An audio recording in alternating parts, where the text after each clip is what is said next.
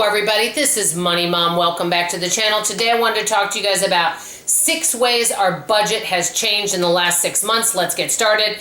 I know many of you may agree that who knew what's happening in the world right now would be going on and be affecting many of us. And I will tell you, it's definitely affected our budget, and I want to tell you the changes that I've made in our budget and what we're doing now differently than we did before. Number one, the first thing I used to do is I just stuck with what I knew.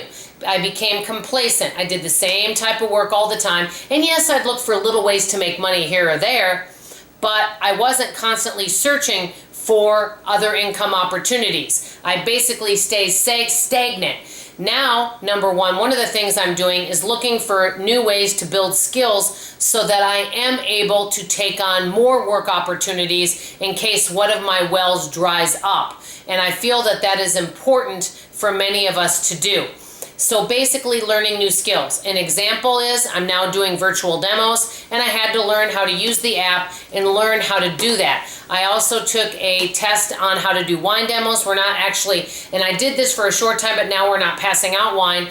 But at least when the wine demos do come back, I will be able to do that because I'm now certified. So number one is I'm learning and developing new skills that can help me make more money. Number two, I used to think having $6,000, which is 3 months expenses for us in a savings, was enough, because I know Dave Ramsey says save 3 to 6 months. So I thought, oh, as long as I have $6,000 in there. Well, because in the light of what's happening, I found out that that is not true. I am now automating our savings so that one of the sources of our income, which is my product demonstration and store sanitation and virtual demos, all of that money goes into a high interest savings. I do use Discover Savings, and that way it is automated. I don't even have to think about it. And so I'm consistently saving each month, and my goal is to save 1 year of expenses so that if I were to lose my source of income, it at least buys me some time until I can figure it out so I'm not scrambling. And actually, I don't know if you guys feel this way, but the less debt, the less expenses, and the more savings, the less stress. Tell me if you agree with that. Number 3, I'm rethinking prepping and stockpiling, and I know that there's a lot of fabulous prepping channels out there that offer so much wonderful information, and I'm just in the beginning stages of learning about that, but I may be doing some things on a smaller scale, and you'll be seeing some videos on that. Like I said, I don't have a lot of knowledge base on that, but I'm willing to learn. Number 4, getting our expenses below $2,000, which I have now done. Our expenses, this does not include food or miscellaneous. This talks all of our other expenses, and I could probably even lower this if I needed to. It's below $1,600 a month, which I'm as pleased as punch with that.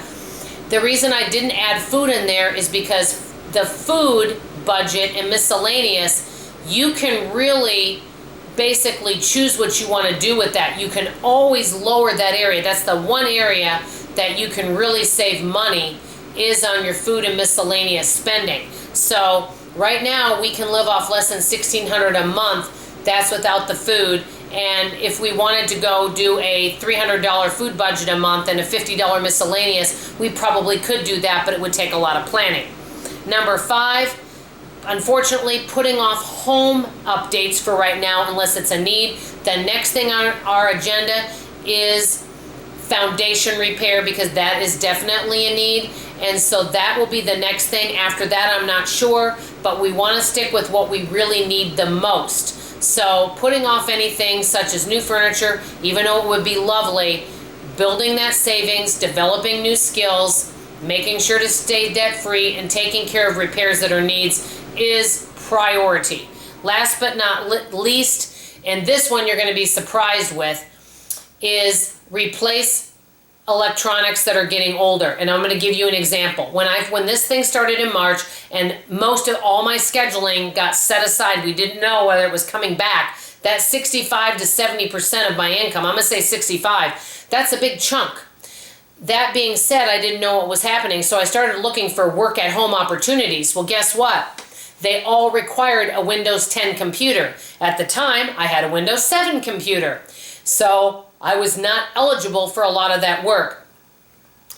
I know that buying electronics and all that may not seem like a need, but if you work from home, keeping your electronics up to date, repaired, maintained, and having up to date electronics and computers, not for fun, not for gaming or anything, but can be very, very useful because it can basically open you up to a lot more opportunities. If you have an older equipment, you may not be eligible, and that's what happened to me. So these are just 6 ways that our financial goals have changed over the last 6 months. I want to know from you, if you've had some goals over the last 6 months, I don't know if your life has changed financially for you. That is a very personal question, and you may not choose to share that with me, and I understand. But if you want to share it, please share it in the comments below. If your life has changed in the last 6 months with your financial situation, and do you have any suggestions or ideas for all of us of things you've done that have helped you along the way? I always value your life experience. That's all for now. This is Money Mom signing off, and as always, I love you, and I'll see you on the next video. Bye-bye.